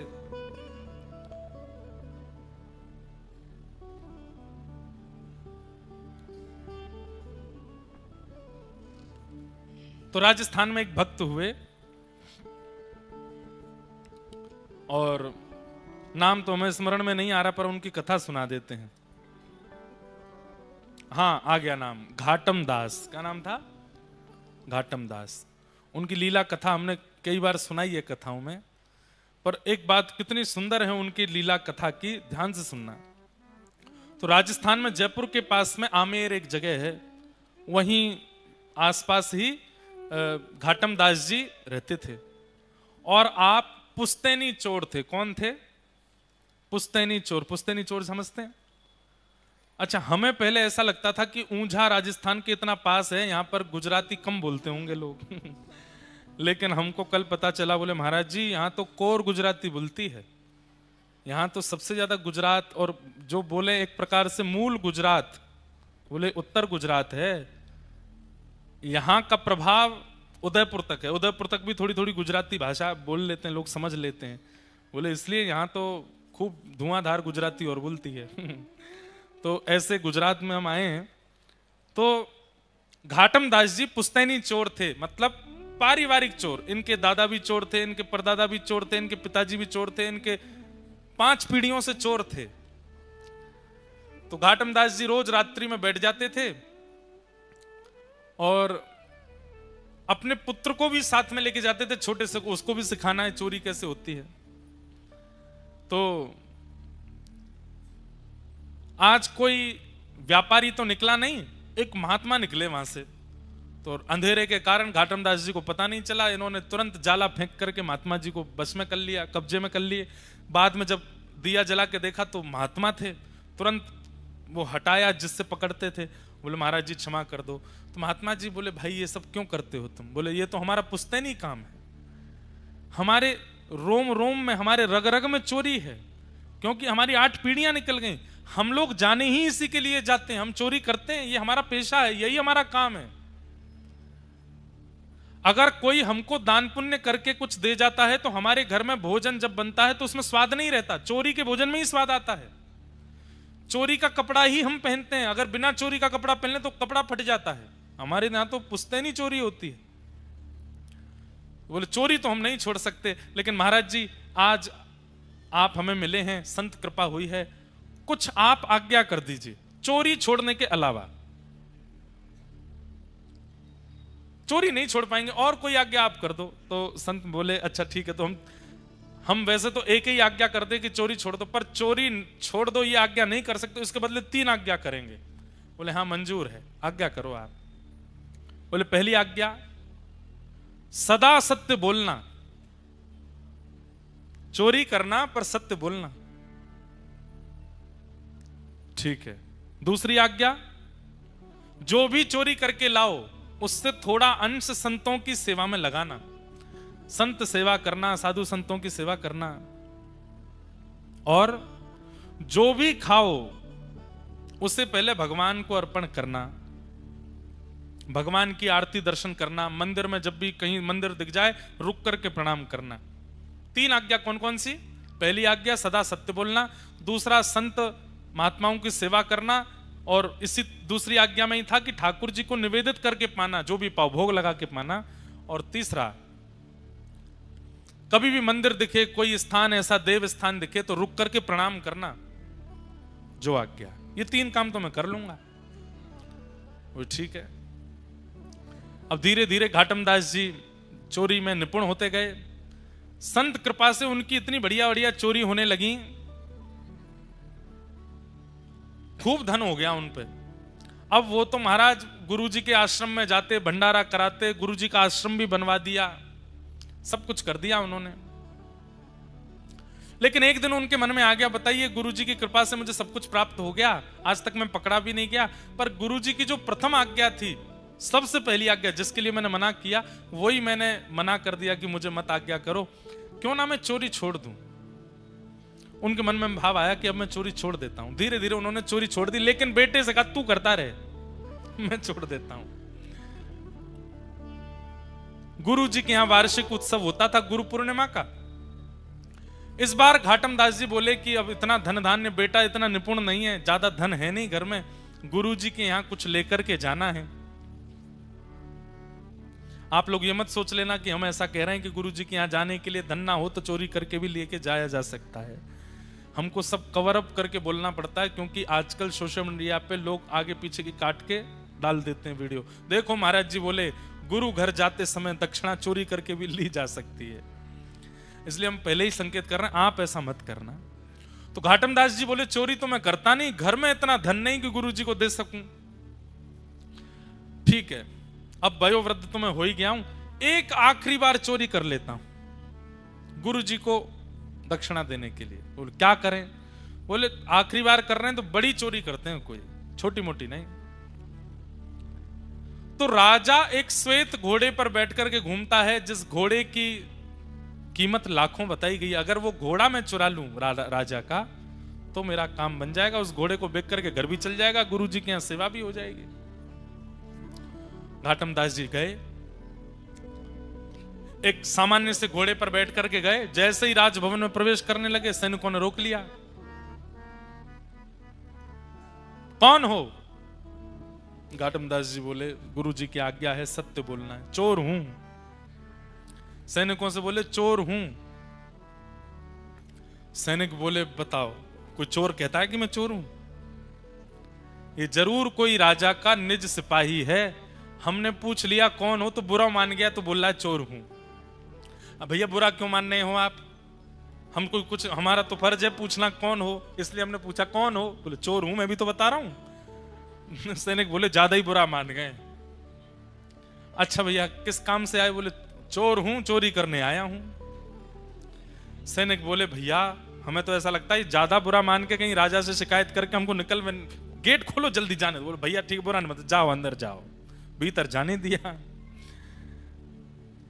घाटम दास जी बोले, जय हो गुरुदेव, बड़ी कृपा, सत्य बोल रहा हूं फिर भी नहीं रोक रहा कोई। भीतर प्रवेश मिल गया। राजा के घुड़साल में गए, अपना घोड़ा छोड़ दिया, राजा के घोड़ा पे बैठे निकलने लगे।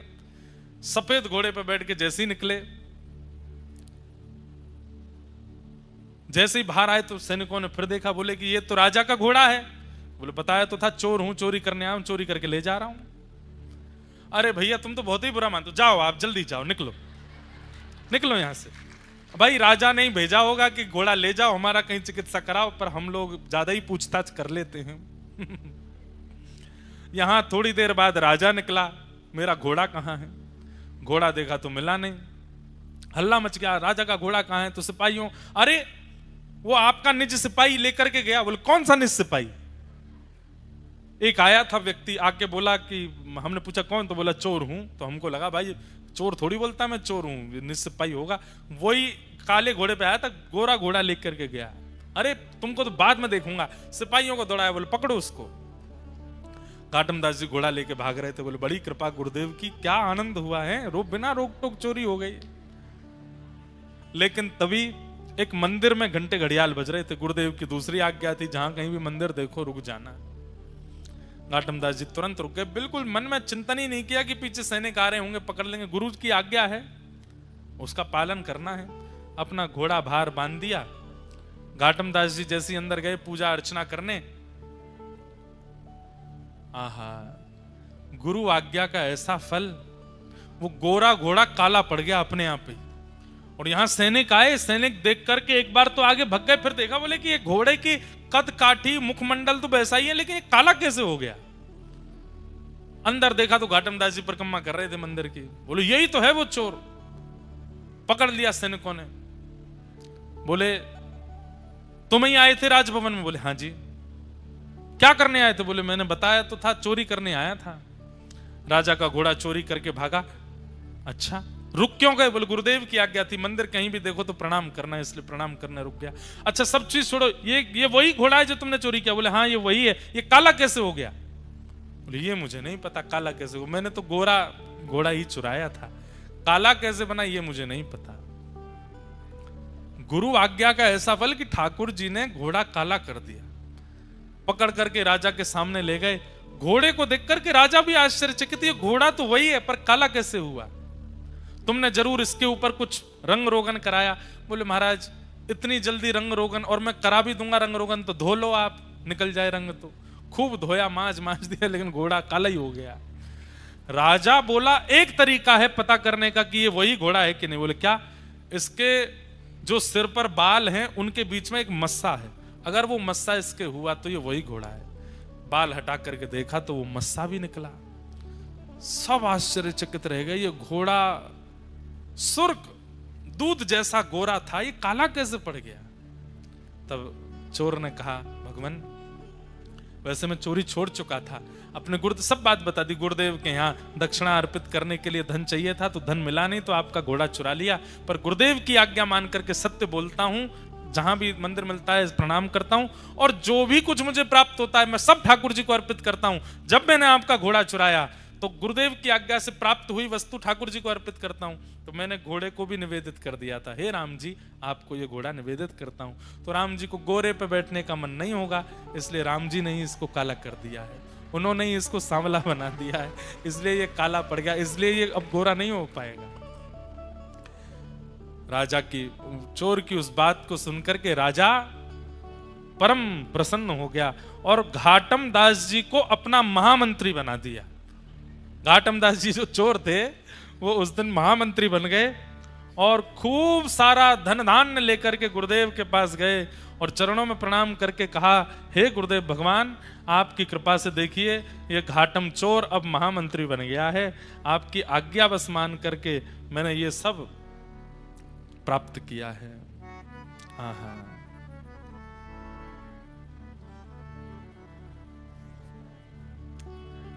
घाटम दास जी ने कई पद भी गाए। फिर उसके बाद जब महामंत्री कुछ दिन उस पद पर रहे और फिर उसके बाद उन्होंने महामंत्री का पद भी छोड़ दिया। बोले ठाकुर जी ने मुझे सब कुछ दे दिया, गुरुदेव ने सब कुछ दे दिया, अब मैं ठाकुर जी को क्या निवेदित करूं। तो लिखना शुरू किया, पद बना बना करके ठाकुर जी को निवेदित करने लगे।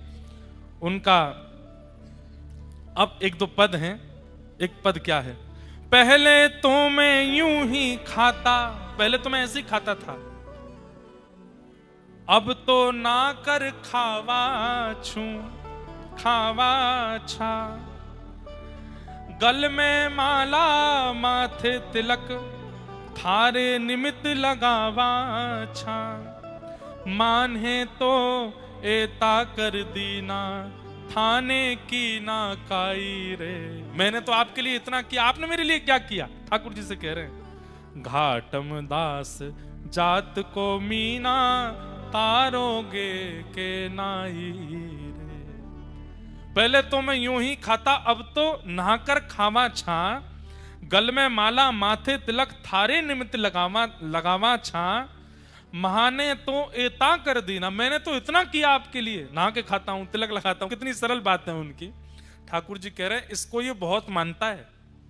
बताओ, लोग हजार हजार वर्ष तक तपस्या करते हैं तब मेरा दर्शन नहीं होता, ये तिलक लगाना और केवल नहाने मात्र को मुझे गिना रहा है, कितना सीधा है। माने तो एता कर दीना, थाने की ना काई रे, घाटम दास जात को मीना, तारोगे के नाई रे। मुझे तारोगे के नहीं। इतनी सरल बात घाटम दास ने कही, तुरंत अपने हाथ में धनुष बाण लेकर के राघवेंद्र सरकार प्रकट हो गए घाटम दास के आगे, केवल तिलक लगाना और नहाने मात्र से। इतने प्रसन्न हो गए ठाकुर जी उससे, लुआरे घाटम दास तेरी भक्ति पर हम रीझ गए। फिर उन्होंने और भी पद गाए, जे नर रसना नाम उचारे, जो नर अपनी रसना से भगवान का नाम गाते हैं, केतक बात आप तरिवे की, कोटि पतित निस्तारे, जे नर रसना नाम उचारे, काम क्रोध मद लोभ तजे, और जीव दशा अति पाले, और वसुधा पर तीरथ हैं जेतक, तिन्हू के अधटाले, जे नर रसना नाम उचारे। धरती पर जितने तीर्थ हैं उतने तीर्थ जाने का फल मिल जाता है किसको, जो व्यक्ति अपनी रसना पर भगवान का नाम सदा के लिए विराजमान कर लेता है। घाटम दास राम को परिचय, तिन्हू लोक उधारे। कितनी बड़ी बात कह रहे हैं। किसी पुलिस कर्मी से आपका संबंध है तो नाका पर अगर आपकी गाड़ी रुक जाएगी तो आप कह दो, ओ भैया वो पुलिस वाले भाई साहब हमारे चाचा लगते हैं, तो नाका खुल जाएगा, आपको आगे जाने दिएगा। बड़े मंत्री से आपकी पहुंच है तो कहीं भी आने जाने के लिए आपकी रोक टोक हो, मंत्री जी का परिचय दे दो, आपको सारे रास्ते खुल जाएंगे। लेकिन कहीं यमराज पकड़ने आ गए और आप कहो कैबिनेट मंत्री जी हमारे फूफा हैं, यमराज कहेगा ये देखा दंड पानी हूं मैं, मंत्रियों की चलेगी यहां पे। अरे आप नहीं जानते, बोले क्या, डीएसपी एसएसपी सब हमारे चाचा फूफा लगते हैं, यमराज के आगे इन संबंधों से कोई काम नहीं चलेगा। लेकिन यमराज अगर सामने आ जाए और आप कह दो हम श्री राधा रमण के हैं और राधा रमण हमारे हैं। यमराज जी कहेंगे जय हो भैया, यमलोक नहीं जाना तुमको, तुमने ऐसे का परिचय दिया है, जाओ तुम्हारे लिए तो वैकुंठ लोक प्रतीक्षा कर रहा है।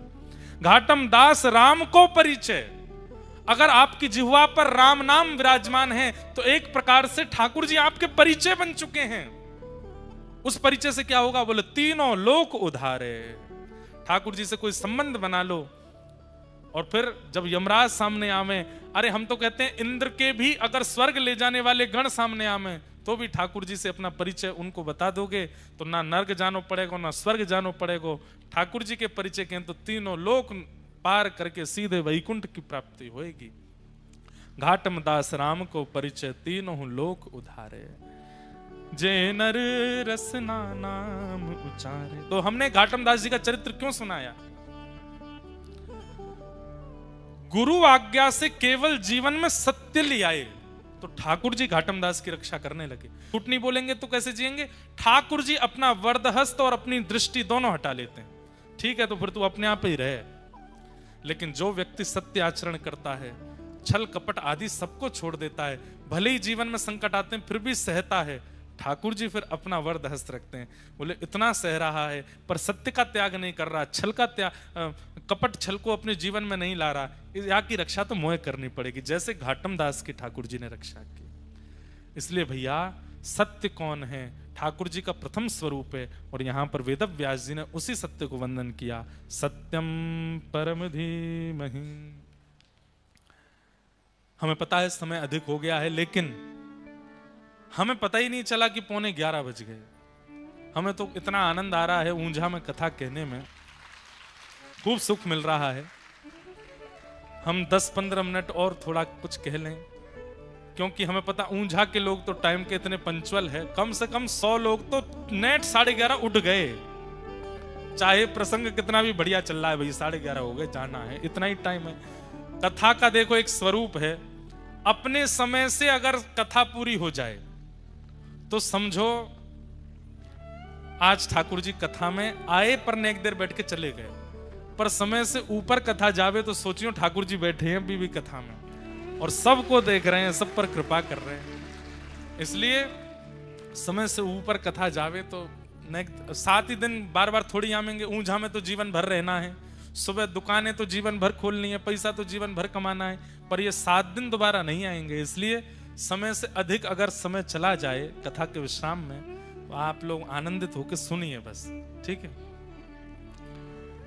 धर्म प्रोजित कई तवुत्र परमो निर्मत्सराणाम सताम वैद्यम वास्तव मत्र वस्तु शिवदम तापत्रयोन्मूलनम श्रीमद्भागवते महामुनि कृते किंबा परेरीश्वर सद्यो हृदय वरुध्यते त्रिकृतभि शुश्रूषुभिस्तच्छणात्।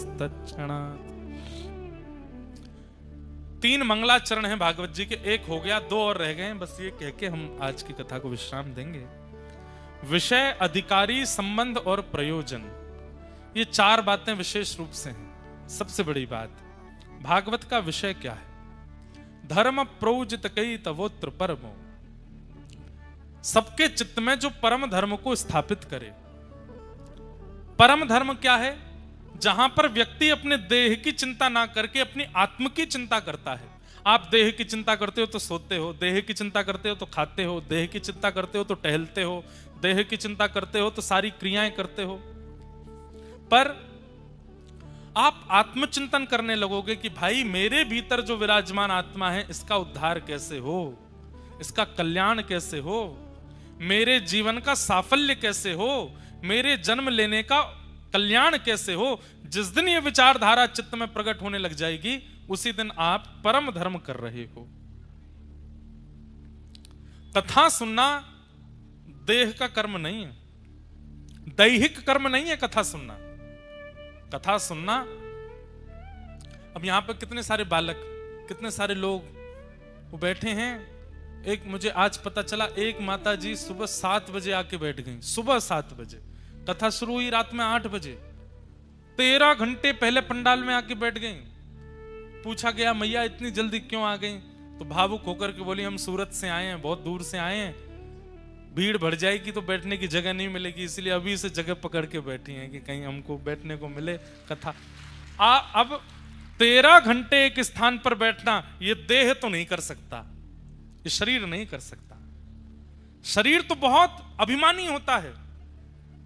आप एक आसन में बैठने के लिए शरीर को अगर कह देते हैं तो शरीर आपसे बार बार आसन बदलवाता है। कभी पैर लंबे करवाएगा, कभी ऐसे करवाएगा, कभी ऐसे करवाएगा, कभी ऐसे करवाएगा। कई लोग ऐसे ऐसे सुनते हैं कथा। क्यों? शरीर उनका अभिमानी है और शरीर कहता है तू मुझे क्यों बैठा के रखा है, तुझे नहीं पता मुझे आराम कितना प्रिय है। तो फिर वो बेचारा एक आध बार देखता कोई सोफा खाली हुआ क्या। कई लोग तो छोटे छोटे बच्चों तुम तो युवा हो, नीचे बैठो, हमको बैठने दो ऊपर। क्यों? देह अभिमानी है। उस देह को कथा में भी लाते हैं तो वो व्याकुल ही रहता है, विचलित ही रहता है। पर जो व्यक्ति देह से नहीं आया, अपने आत्म कल्याण के लिए आया है, चित्त से आया है, उसको एक कोना भी मिल जाएगा ना, बस स्वर आना चाहिए कान में, नेत्रों से दिख जाने चाहिए महाराज जी व्यासपीठ, बस वो वहीं से ही प्रसन्न है। कितने श्रोता ऐसे हैं वो पिछले 2-2.5 साल से हमारी हर कथा सुन रहे हैं, मुझे हर कथा में दिख जाते हैं, पर कभी मिलने नहीं आते, कभी समीप नहीं आते, कभी फोटो नहीं खिंचाया होगा, कभी कुछ नहीं। इसका मतलब ये नहीं कि उनमें प्रेम नहीं, पर प्रेम है। कैसा प्रेम है? बस हमें बस कथा मिल जाए, जीवन उपयोगी बात समझ आ जाए, प्रिया प्रियतम की लीला सुन लें और बस उसी में ही आनंद है। ऐसे व्यक्ति आत्मा से कथा में आते हैं, उनको देह सुख नहीं है। तो कथा सुनना ये देह सुख नहीं है। देहाभिमानी व्यक्ति कथा नहीं सुन सकता। और कई बार देह अभिमानी व्यक्ति आ भी जाते हैं कथा में, पर उनके पूर्व के ऐसे संचित पुण्य कर्म होते हैं कि उनको ही नहीं पता चलता कि हमने 3 घंटा 4 घंटा कैसे सुन ली कथा।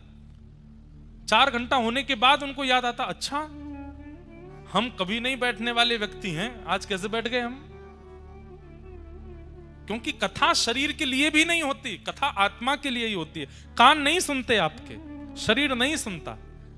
आप यहां से बाहर जो कुछ भी सुनते हैं कान सुनते हैं, यहां से बाहर जो कुछ भी सुनते हैं मन सुनता है, बुद्धि सुनती है, पर कथा तो आत्मा सुनती है। इसीलिए मुख प्रसन्न रहता है, रोंगटे खड़े होते रहते हैं, देह एक ही आसन में बैठा रह जाता है, नेत्रों से अश्रुपात होने लगते हैं। क्यों? वर्षों बीत गए, अब जाकर के आत्मा को प्रसाद मिल रहा है, आत्मा को वो मिल रहा है जो उसकी आवश्यकता है। कथा विश्राम होते ही कितनी जगह मूर्छित हो जाते हैं लोग, बेहोश हो गए, गिर पड़े। क्यों? अनकॉन्शियस हो गए। आत्मा बोली अब मैं कैसे जीऊंगी, अब तू मुझे फिर से विषयों में ले जाएगा, फिर से शरीर के द्वारा विषय भुगवाएगा। इतने दिनों तक इतनी सुंदर लीला चर्चाएं सुनी, अब फिर से मुझे विषय वार्ताओं में जाना पड़ेगा। आत्मा व्याकुल हो जाती है। तो धर्म प्रोजित कई तवोत्र परमो, परम धर्म क्या है? जिस दिन आप देह की चिंता छोड़ करके आत्मचिंतन करते हैं और इसका कल्याण का विचार करने लगते हैं। हर जन्मदिन पर चिंता करो। कितने साल के हो गए? 28 साल के हो गए, 29 साल के, 30 साल के हो गए, 100 साल का जीवन मिला, 30 साल तो खत्म हो गए। कितने बचे? 70 बचे। अब 70 भी पूरे कोई जी नहीं पाएंगे हम, हमें पता है। 60 के बाद तो बस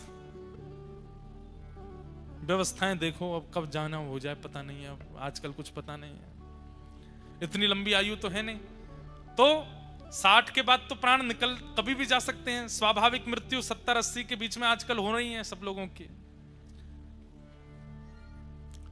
मूल रूप से देखा जाए तो आप 20 साल के हो गए, 25 साल के हो गए, तो आपके पास में अब शेष केवल 30 साल हैं।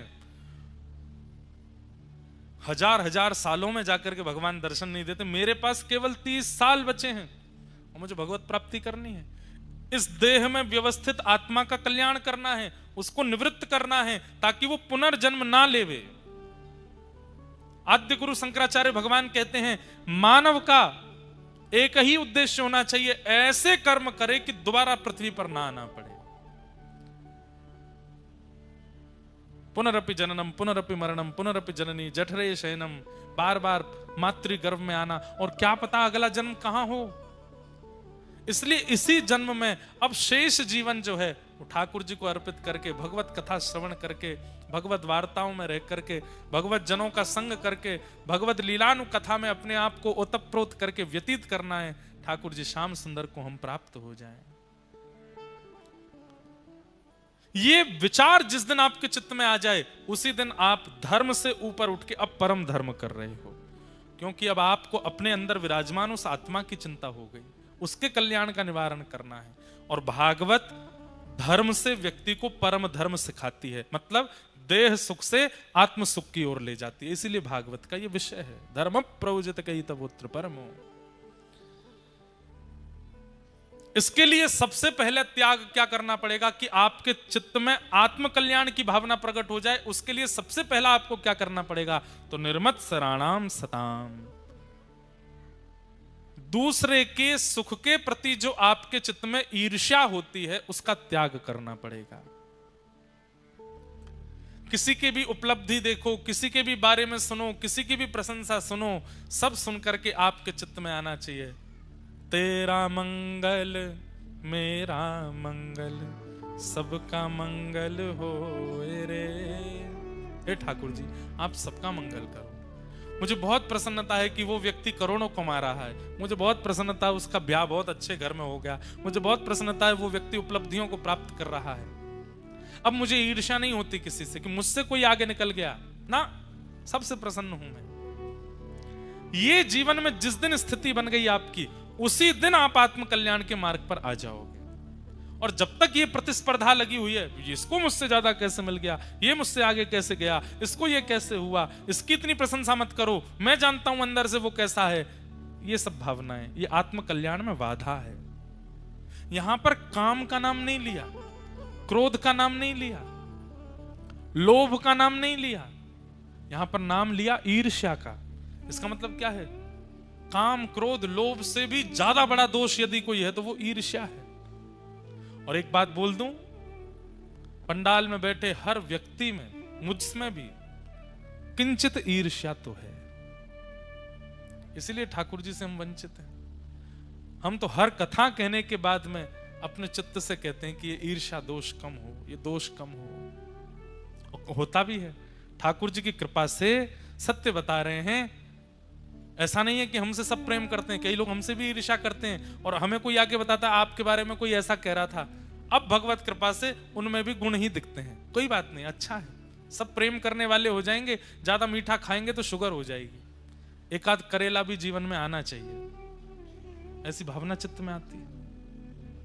और यही सावधानी का काम है, क्या, ईर्ष्या ना हो किसी के भी प्रति, सबके प्रति प्रेम भाव, सबके प्रति मंगल भाव।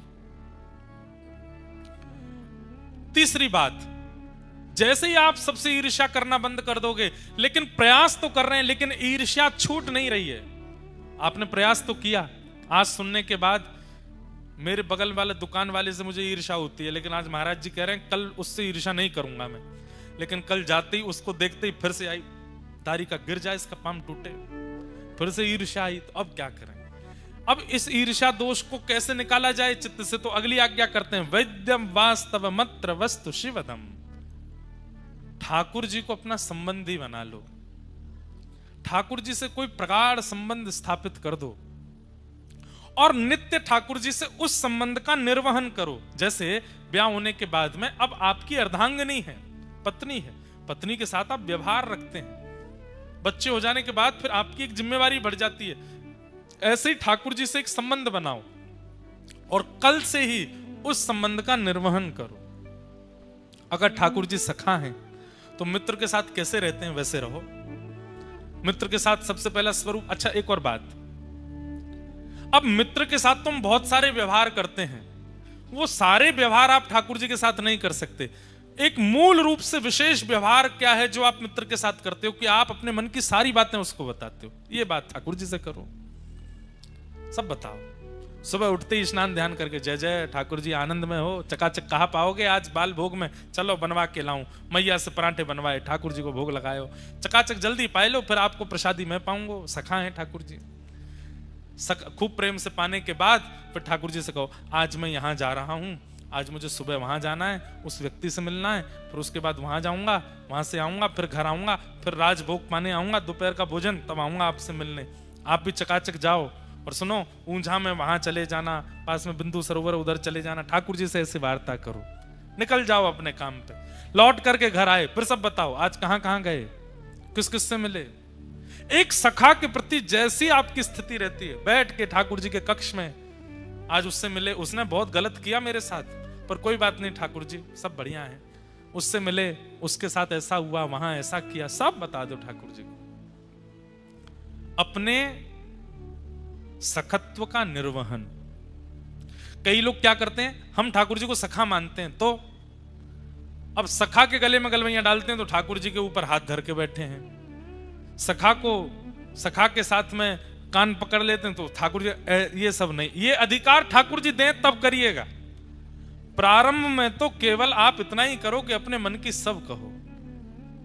रसिक प्रीतम हित चित की बातें, श्री गिरधारी जी सो कहिए तलहटी, गोवर्धन की रही है, गोवर्धन की रही है तलहटी, गोवर्धन की रही। अरे कहां तक गए, ये तक बता के जाओ, जेब में कितना रुपया लेके जा रहे हो।